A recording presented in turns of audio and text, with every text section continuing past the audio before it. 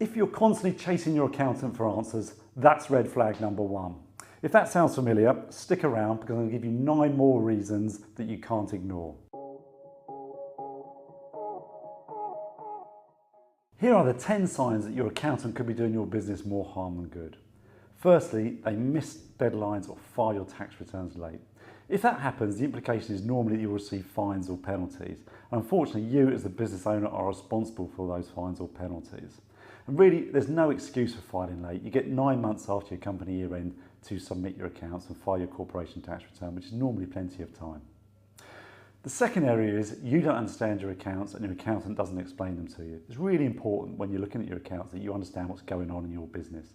And part of your accountant's role is to explain those numbers in your accounts so you understand them and what they mean for your business. And that helps you to make real-time decisions in your business.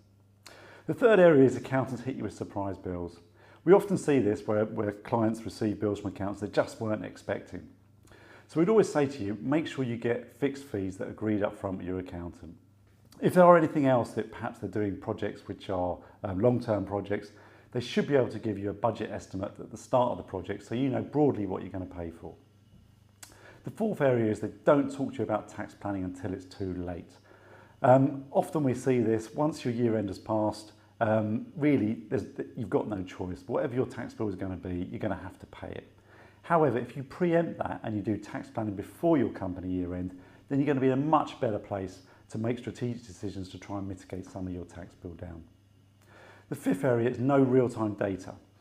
Often we see decisions being made that are based on old data that is frankly out of date. And in this day and age, there's no excuse for that. We've got modern accounting technology that will provide real-time information for you and your business.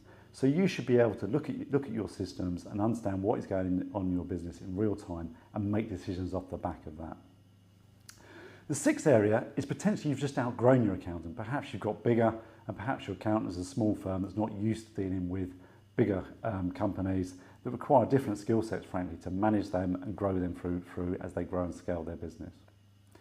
The seventh area is you're not sure they're qualified or regulated. It's really important that you look into an accountant's credentials. So are they a chartered accountant? If they are, you do have protections because you've got recourse to their statutory body if anything goes wrong. So just make sure they're qualified, because interestingly, in the world of accounting, you can call yourself an accountant but not be a qualified accountant. So check their credentials. The eighth area is they don't understand your industry or don't understand your business or your niche that you're working in. Quite often accountants are generalists. They'll be covering multiple companies, multiple industries, multiple sectors. Inevitably, some accountants are specialised in others, some are not in others. So just make sure that your accountant is specialised in the area that you're working in. The ninth area is they only speak to you in tax season. So perhaps they only get in touch when your tax return is due and it's kind of a last minute thing. So just make sure that you're talking to your accountant frequently. That way they understand you, what your priorities are, and also you understand where they're coming from as well. And the 10th area is, are you constantly chasing them for answers? If that is the case, then it's frustrating for you because you're not getting the answer you need to run your business. So just make sure that your accountants have got service level agreements in place that you know that you can expect to be responded to quickly when you raise queries into their business. If any of these issues resonate with you, then please do get in touch. And I would just say that there are some great accounting firms out there, great accountants do a great job.